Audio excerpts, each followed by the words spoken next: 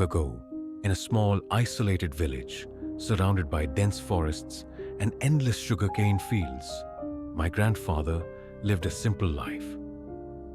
The village was cut off from the outside world, with no electricity, no roads, and no connection to modern life. Survival was a daily struggle, and people did whatever they could to make ends meet. My grandfather, like many others, wasn't educated.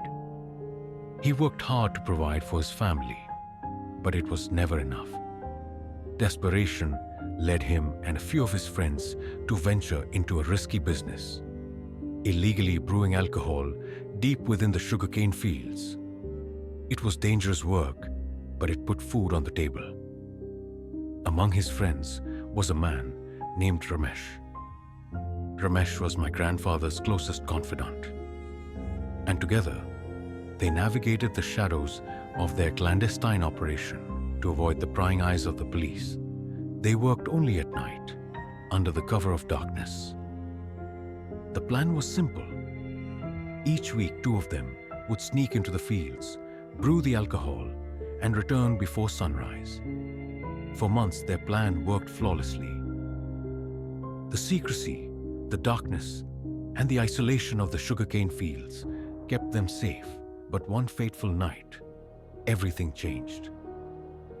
It was a cold winter night, around 2 or 3 a.m., when my grandfather woke up to begin his shift. The air was biting cold, and a thick fog had settled over the village, making everything feel eerie and surreal.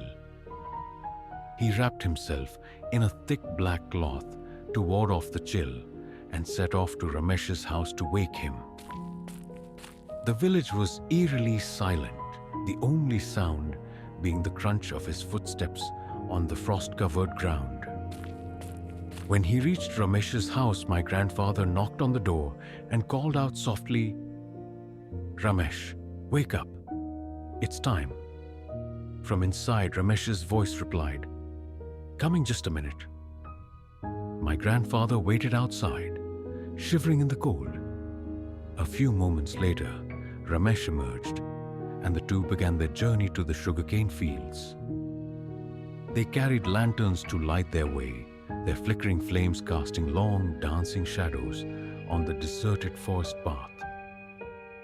At first, everything seemed normal. The two men walked in silence, the only sounds being the rustling of leaves and the occasional hoot of an owl. But as they ventured deeper into the forest, my grandfather noticed something strange. Ramesh wasn't responding to his questions properly. No matter what my grandfather said, Ramesh would only reply with a low, drawn-out, Confused and slightly unnerved, my grandfather tried to brush it off. Maybe Ramesh was just tired. But the further they walked, the more uneasy he felt. The forest around them seemed darker, quieter, as if the very trees were holding their breath.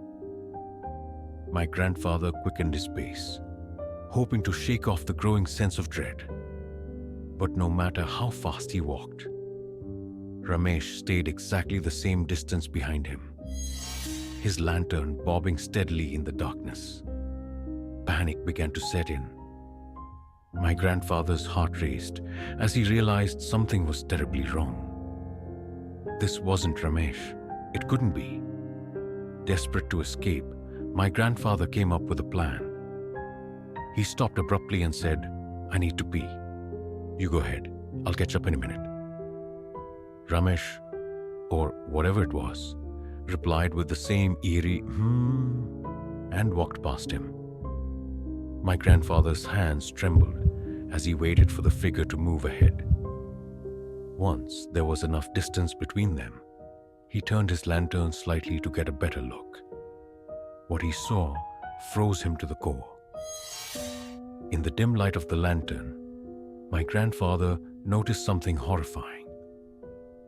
Ramesh's feet were twisted backward, his toes facing the wrong way. It was as if he were walking forward, but his feet were turned completely around. Terror surged through my grandfather's body. Without a second thought, he threw his lantern to the ground and ran. He didn't look back. He didn't stop. He ran as fast as his legs could carry him, the cold night air burning his lungs. The forests seemed to close in around him, the shadows twisting and shifting as if they were alive. When he finally reached home, he pounded on the door, his hands shaking uncontrollably. My grandmother opened the door, alarmed by his frantic state. My grandfather rushed inside, locked the door, and collapsed onto the floor. Unable to speak, it took hours for him to calm down enough to tell my grandmother what had happened.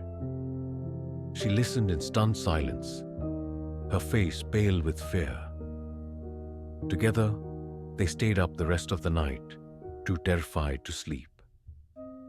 The next morning, my grandfather went to Ramesh's house, determined to confront him.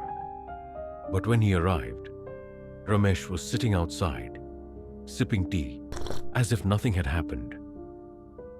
"Why didn't you come last night?" Ramesh asked, puzzled.